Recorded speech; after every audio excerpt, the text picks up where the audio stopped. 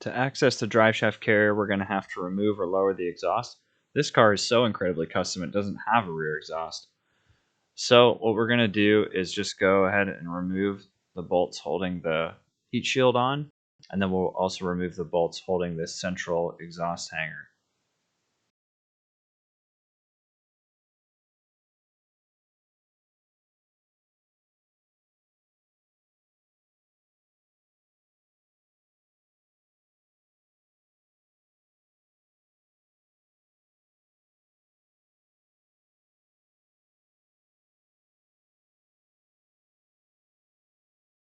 Now we're going to remove this heat shield.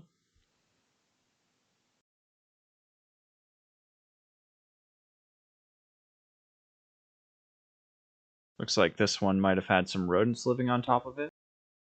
Now we're going to cut off the OEM carrier. Start by just cutting one of the legs off.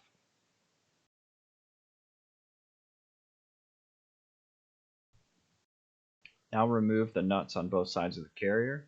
That's going to allow us to flip the carrier around so we can make the final two cuts.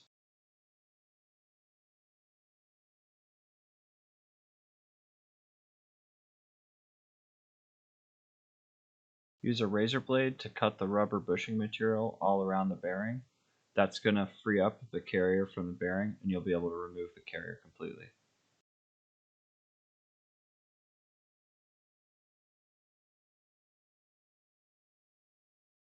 Use a razor blade to cut away the center rib, leaving the base layer of rubber intact.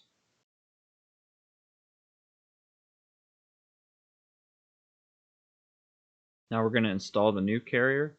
Text forward, place the top half over the bearing, and then bring the bottom half to meet it. Attach the two together with an Allen wrench.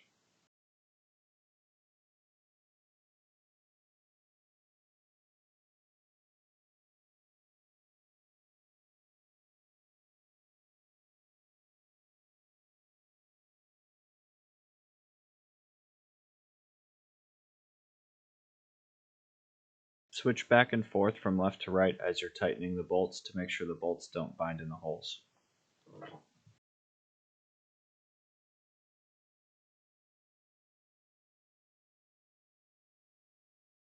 Now we're going to attach the carrier to the vehicle. Take the small washer and put it up on the stud.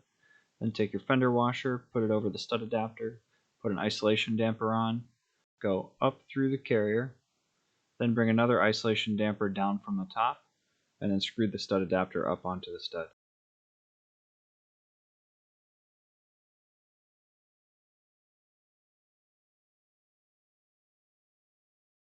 Same thing on the other side, stud adapter, fender washer, isolation damper, go up through the carrier, another isolation damper down from the top, and your small washer sits on the very top, and torque everything to spec.